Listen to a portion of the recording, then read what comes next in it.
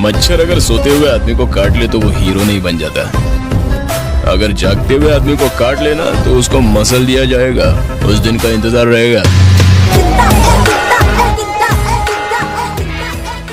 Tamil industry का एक ऐसा एक्सीडेंटल स्टार जिसे जिंदगी का हर काम मंजूर था एक्सेप्ट एक्टर बनना छोड़कर, इवन जिसे ढंग से इंग्लिश पढ़नी भी नहीं आती थी, लेकिन उसने ना सिर्फ इंडियन सिनेमा बल्कि इंटरनेशनल लेवल पर कैप्टन अमेरिका यानी क्रिस इवेंस और रायन गॉसलिंग जैसे एक्टर्स के साथ स्क्रीन भी शेयर किया। एक ऐसा स्टार जिसे शुरुआत में उसके लुक के बेसिस पर जज किया गया, लोगों ने उसे चूसा हुआ आम, एक पसली वाला, और मीडिया ने तो उसे कुपोषित स्टार तक बता दिया। इवन लोगों ने उसकी फिल्म में उसे आकर पूछा कि हीरो कौन है तो उसने किसी और की तरफ इशारा कर दिया। फिर ऐसा क्या हुआ कि उसने सबसे यंग एज में 3 बार नेशनल अवार्ड जैसा अवार्ड, जो कई लोगों को उनके पूरे फिल्मी करियर में भी नहीं मिल पाता, उसे लाकर हेटर्स के मुंह पर झन्नाटेदार झापड़ जड़ दिया। वैसे तो हमने राइज ऑफ स्टार में आपको ऑलरेडी तमिल इंडस्ट्री के विजय थलपति की जर्नी से लेकर तेलुगु कन्नड़ा सिनेमा के अलावा बॉलीवुड के भी सुपरस्टार की जर्नी बताई, लेकिन आज हम जिसकी बात करने वाले हैं ना, उनकी लाइफ जर्नी खुद में इतनी ज्यादा मोटिवेशनल है जितनी विवेक और संदीप चचा टकला मोटिवेशन और ये बच्चा मिलकर भी आपको नहीं कर पाए होंगे। एक ऐसा स्टार जिसके फिल्म के गाने पर 1.5 बिलियन व्यूज देखकर अरिजीत सिंह ने भी कहा, अरे मोरी मैया जे का देख लियो। राइज ऑफ स्टार सीरीज की 11th एंड कंप्लीट वीडियो है जिसमें आज हम आपको धनुष की इंटायर जर्नी के साथ साथ उनकी अपकमिंग फिल्में और कुछ ऐसी बातें बताएंगे जो आप शायद ही जानते होंगे। जैसे बर्ड से सीवियर एलर्जी होने के बाद भी धनुष अपनी इस फिल्म में बॉडी डबल का इस्तेमाल नहीं किए थे। इवन एक टाइम पर अपने काम के लिए पैसे मांगने पर प्रोड्यूसर ने इन्हें भगा तक दिया और पेटा इंडिया ने धनुष को हॉटेस्ट वेजिटेरियन सेलिब्रिटी का अवार्ड भी दिया था। जब अपनी शॉर्ट्स वीडियो पर हमने राइज ऑफ स्टार में धनुष के लिए पूछा तो इस वीडियो के लिए हमें हिम्ब्रू, राउडी राज भाई, लक्ष्य ठक्कर भाई, सौरभ सिंह भाई, सुरेश भाई, अनीता अनमोल भाई जैसे हमारी यूट्यूब फैमिली के 200 से ज्यादा मेंबर्स ने हमें कहा कि बना दे धनुष पे वीडियो। मतलब मेरी तरह अगर आप भी इस हरामी दुनिया से मुंह छुपा के काम करते हो, मतलब वीडियोस बनाते हो, या फिर आप अपने लुक्स को लेकर वरीड रहते हो, हमेशा लो फील करते हो, तो धनुष की लाइफ जर्नी जानने के बाद आपका पर्सपेक्टिव पूरी तरह से चेंज हो जाएगा। आपके लिए फिर इन बातों के कोई मायने ही नहीं रह जाएंगे।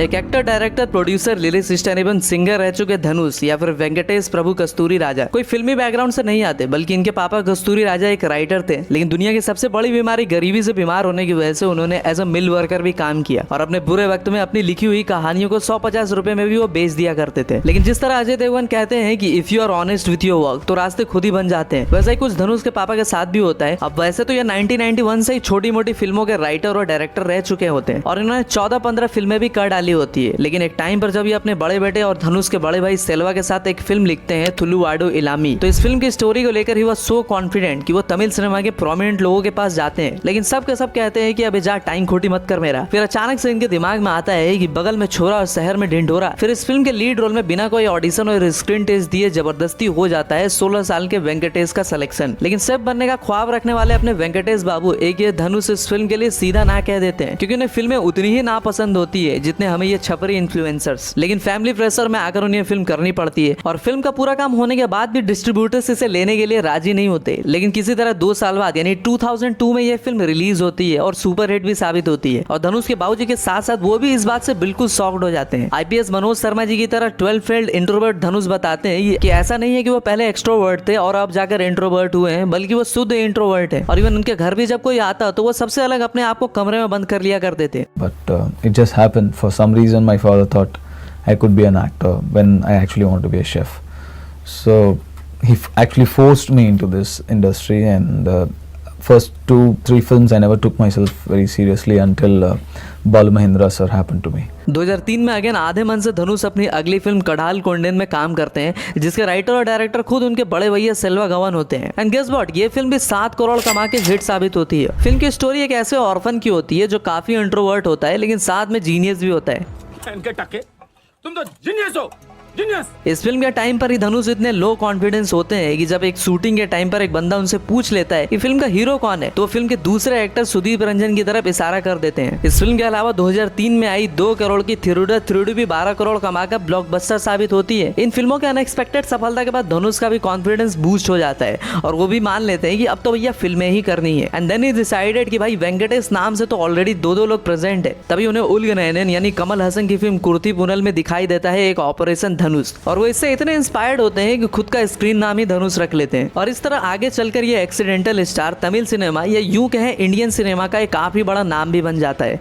इवन राजामौली सर से पहले धनुष ने तमिल, तेलुगु, कन्नड़ा, हिंदी के बजाय इंडियन सिनेमा की बात कही थी। I would appreciate if they collectively call us as Indian actors rather than South actors, North actors. I mean, 2004 से 2010 तक धनुष की 15 फिल्में आती हैं, जिसमें से देवथाई कंडेन, पुट्टू पेटाई, थिरुविलाई आडल आरंभम, पोलावधन, याराडी नी मोहिनी, कुट्टी हिट या सुपर हिट साबित होती हैं, जिसमें से थिरुविलाई आडल आरंभम है सुपर खिलाड़ी रिटर्न, याराडी नी मोहिनी एस फिर आया दीवाना एंड कुट्टी एस देरिंग वाज आशिक हिंदी में प्रेजेंट है एंड कसम से सारी की सारी मूवी टॉप क्लास है। आप मेरे बाजू में, व्हाट अ सरप्राइज।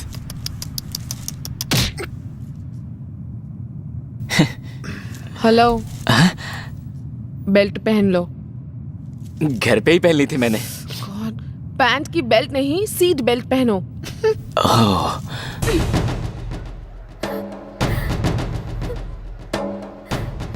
खुद को समझते क्या हो? कितनी गंदी सोच है तुम्हारी। मैं उस तरह की लड़की नहीं हूँ। अनलाइक अदर एक्टर्स, धनुष की लाइफ में काफी सारी चीजें काफी जल्दी भी हुई। और जब 20-21 साल में मेरी ना एक्स थी ना नेक्स्ट, उस एज में ही Dhanush got married to superstar Rajini sir daughter Aishwarya. और उसके पीछे भी एक काफी दिलचस्प कहानी है। दरअसल 2003 में धनुष सर की दूसरी फिल्म आती है कडाल कोंडेन, और ये फिल्म ऐश्वर्या को इतनी ज्यादा पसंद आती है कि वो धनुष को इस फिल्म के लिए कॉन्ग्रेचुलेट भी करती है और उनके घर एक बुके भी भेज देती है। बाद में ये दोस्ती फिल्मी अंदाज में प्यार में तब्दील हो जाती है। और जब रजनी सर को इस बात का पता चलता है तो वो धनुष के पेरेंट्स से बात करते हैं और दोनों की शादी करवा देते हैं। ऐश्वर्या के धनुष से 2 साल बड़े होने की वजह से मीडिया वाले इन्हें जज भी करते हैं, लेकिन बाद में धनुष पर अपने ही दोस्त कार्तिक के पेट में छुरा घोंपने का एलिगेशंस भी लगता है। आई मीन धनुष और कार्तिक की वाइफ सुचित्रा के अफेयर्स की न्यूज 2012-13 में तमिल इंडस्ट्री में खूब हेडलाइंस में आती है एंड इवेंचुअली सुचित्रा के बैड मेंटल स्टेट और एल्कोहलिक होने की वजह से कार्तिक उन्हें डाइवोर्स ले लेते हैं। और इसके बाद अचानक से सुचित्रा के ट्विटर अकाउंट से धनुष, त्रिशा, हंसिका मोटवानी, अनिरुद्ध के इंटीमेट पिक्चर्स पोस्ट होते हैं और कुछ टाइम बाद डिलीट भी कर दिए जाते हैं। अब सुचित्रा तो इस बात से डिनाई कर देती है कि उन्होंने ऐसा कुछ किया है और ये भी कहती है कि उनका ट्विटर अकाउंट हैक हो गया था, लेकिन ये फोटोज मार्केट में वायरल होने लगते हैं। और जब बेशरम मीडिया इसी से रिलेटेड कुछ पर्सनल सवाल धनुष से पूछती है तो वो भड़क जाते हैं और इंटरव्यू बीच में ही छोड़ देते हैं। I am not answerable about my personal life. This is a very stupid interview.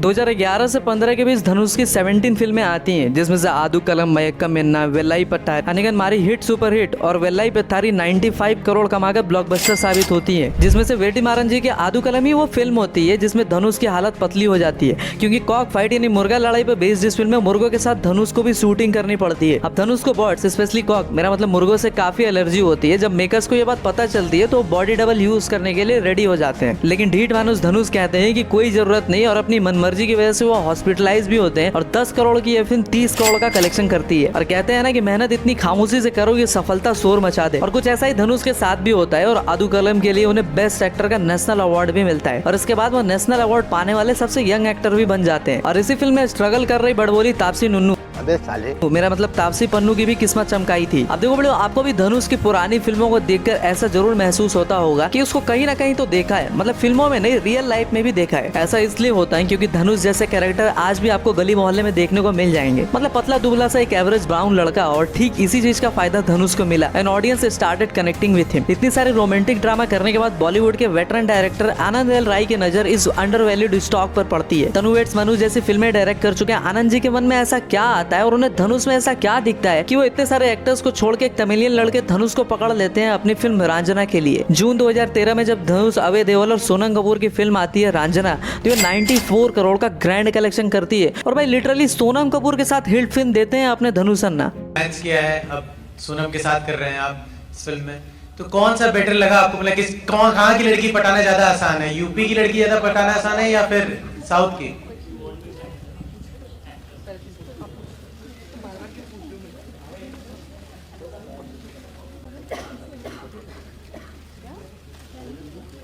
No girl is easy to impress. Every girl is tough. अब जैसा कि आपने इस इंटरव्यू में भी देखा कि धनुष को हिंदी उतनी समझ नहीं आती जितनी मुझे और आपको तमिल, लेकिन वो फिर भी फिल्म में इतनी अच्छी डायलॉग डिलीवरीज कैसे कर लेते हैं। तो आपको बता दूं कि हिंदी या यूं गए तो यूपी के लड़के के एक्सेंट सीखने के लिए धनुष ने 4-5 महीने की प्रैक्टिस की थी। एक थप्पड़ मारेंगे ना तो सारी रंगबाजी निकल जाएगी 1 मिनट में। इतना तो हम सोच के आए, मार दो।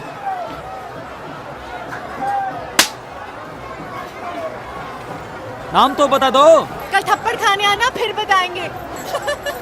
और ऐसा नहीं था कि धनुष ने अपने करियर के हर बॉल पर छक्का ही मारा, बल्कि उन्होंने इस टाइम पर ही कई सारी फ्लॉप फिल्में भी दी, जैसे माँ पिल्लाई नहीं आंडी। इवन धनुष के आइडल बिग बी के साथ ही 50 करोड़ के समेताब तो बजट भी रिकवर नहीं कर पाई और सिर्फ 38 करोड़ कमा के पेविलियन लौट गई। और 2012 में आई फिल्म 3, जिसे धनुष की वाइफ ऐश्वर्या जी ने डायरेक्ट किया, और इस फिल्म से उन्होंने डायरेक्शनल डेब्यू भी किया। और मजे की बात ये रही कि इस फिल्म से ज्यादा अगर कुछ फेमस हुआ तो वो था इसका गाना व्हाई दिस कोलावेरी। 2011 में फिल्म से पहले रिलीज हुई इस गाने ने पूरी दुनिया में तहलका मचा दिया। इवन जापानीज गवर्नमेंट तो इंडिया आ गई धनुष से मिलने, और इसके एक साल बाद यानी 2012 में कोलावेरी के जैसे ही म्यूजिक की दुनिया में आग लगा देने वाला कोरियन गाना आया गंगम स्टाइल। लेकिन कोलावेरी जैसे पॉपुलर गाने को लिखने में धनुष ने सिर्फ 6 मिनट का टाइम लिया और इसके साउंड ट्रैक को रिकॉर्ड करने में 45 मिनट का। और इसी गाने से साउथ म्यूजिकल इंडस्ट्री के बादशाह अनिरुद्ध चंद्रन ने as a music composer debut भी किया। एंड धनुष के according this song was boon and curse at the same time for the film. Really, as much as a blessing it was also a curse to the film. It completely misled the audience what kind of a film it's going to be. It was a very serious film actually, but the song kind of gave an impression that it's a very happy film. It's like a very young teen film sorts of image, but then the film was completely ulta. मतलब आप समझ रहे हो, एक ऐसा single पसली बंदा है जिसे खुद विश्वास नहीं था कि वो हीरो बनने के लायक है। एक दो बार तो काम करने के बाद पैसे मांगने पर प्रोड्यूसर ने भी उसे भगा दिया था, जिसकी इंग्लिश भी काफी पैथेटिक थी, लेकिन आज पूरी दुनिया उसे धनुष सर कह के बुलाती है। और धनुष के लाइफ के जामवंत बनते हैं उनके साथ 2005 में फिल्म देने वाले डायरेक्टर बालू Mahendra. I was very hesitant because my English was very poor. Even now it's okay, it's manageable, but it used to be really bad. It's okay. It used to be very bad, so I used to be very shy to talk to people. And Balu says, "Who told you you look bad?" You're like, "No, sir. I'll tell you two things, Dhanush. One is that your skin tone is the best skin tone for any cameraman to light. And second, you look like an Italian model. You should understand that." That's what he told me, and I was like, "Sir, please." I at that point of time, I thought he's just trying to, make me feel better, but he really meant it. He even repeated that in. और 2015 में आई बालाजी मोहन की मारी में again धनुष sir को makers कबूतर racing वाली film दे देते हैं। मतलब जिस बात से धनुष को सबसे ज्यादा डर लगता है, एलर्जी होती है, उन्हें बार बार वैसी ही फिल्में मिलती है। लेकिन कालीन भैया कहते हैं ना कि डर की यही दिक्कत है कि ये कभी भी खत्म हो सकती है, और कुछ ऐसा ही धनुष के साथ भी होता है। और उन्हें इस फिल्म में कुछ खास समस्या नहीं होती, और इस फिल्म में धनुष का भी पैसा लगा होता है एज को प्रोड्यूसर। वो क्या है ना, मच्छर अगर सोते हुए आदमी को काट ले तो वो हीरो नहीं बन जाता। अगर जागते हुए आदमी को काट लेना तो उसको मसल दिया जाएगा, उस दिन का इंतजार रहेगा। 2016 से लेकर 2020 तक धनुष तमिल सिनेमा में नहीं बल्कि पूरी इंडियन सिनेमा में एक एस्टेब्लिश्ड एक्टर बन जाते हैं। और इसी टाइम पर उनकी कोडी, पावर पांडी, वड़ा चेन्नई, असुरन, इनाई नोकी पय्यम थोड़ा जैसी मूवीज भी आती हैं। One of the most amazing actors on the planet. One of the best actors of our country, Dhanush sir. I'm actually most excited to see Dhanush in it. Dhanush bhai to yaar big fan. Iconic, amazing. और आप इन movies में से कोडी is rowdy hero 2, मारी 2 and power Pandi same नाम से, और Inai Noki पय्युम Thotta furious जिगर वाला नाम से हिंदी में प्रेजेंट है। 2016 में धनुष की फिल्म कोडी के प्रोड्यूसर वेटी मारन जी होते हैं, और इस फिल्म में उनके साथ त्रिशा और अनुपमा जी भी होती हैं। लगता है मामू को रात की उतरी नहीं है, इसलिए सब कुछ भूल गया। मेरा चाटा तो अच्छे से याद है ना? चाटा? हाँ। काय को मारा था? तूने मेरे अंडे तोड़े तो मैं क्या तेरी आरती उतारती? चाटा ही मारू। यस। मतलब धनुष की पहली ऐसी फिल्म होती है जब वो लड़की को घुमा के रख देते हैं, वरना आज तक तो वो फिल्मों में लड़की से मार ही खाते रहते हैं। 2018 में आई film the extraordinary journey of a fakir मुझे काफी मस्त लगती है, और फिल्म की स्टोरी भी काफी मस्त होती है। लेकिन केन स्टॉक की ये फिल्म बॉक्स ऑफिस पर कुछ खास परफॉर्म नहीं कर पाती। लेकिन इसी साल धनुष की एक और फिल्म आती है वड़ा चेन्नई, या हिंदी में चेन्नई सेंट्रल। अगेन इस फिल्म को डायरेक्ट करते हैं वेटी मारन जी, और धनुष के साथ ये उनकी तीसरी फिल्म होती है, और ये फिल्म भी 120 करोड़ की बम्पर कमाई करती है। और धनुष एक्टर के साथ साथ फिल्म के को प्रोड्यूसर भी होते हैं, तो उन्हें भी काफी फायदा होता है। फिल्म की स्टोरी में दिखाया जाता है कि कैसे टॉप क्लास कैरम प्लेयर की गैंग वॉर में घोड़े लग जाते हैं, और फिल्म की कहानी काफी दिलचस्प होती है, और मैंने आज तक 5-6 बार देख रखी है। शंभू के जेल आने की वजह यही कैरम का खेल है। शंभू कैरम का माहिर प्लेयर है, बोले तो चैंपियन है। लोग पढ़ाई लिखाई में इन्वेस्ट करते हैं, इसने कैरम में इन्वेस्ट किया।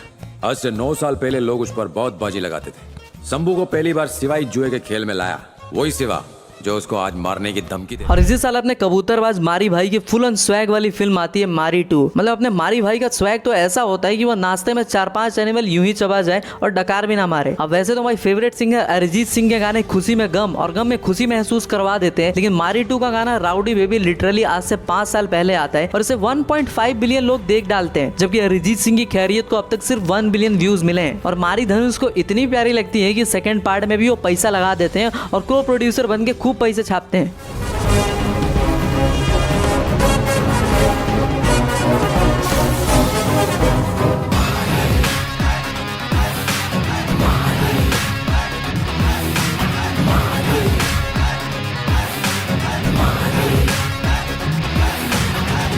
है और वो होती है फिल्म की लाजवाब स्टोरी। और फिल्म के कुछ सीन्स तो भाई अंदर से हिला के रख देते हैं। एक बार जब कांड विद करण के शो पर धनुष से पूछा जाता है कि बॉलीवुड वाले साउथ से क्या सीख सकते हैं, तो वो कहते हैं कि पंक्चुअलिटी और करण जौहर का मुंह बन जाता है। Thing which the Hindi film industry can learn from the industries down south.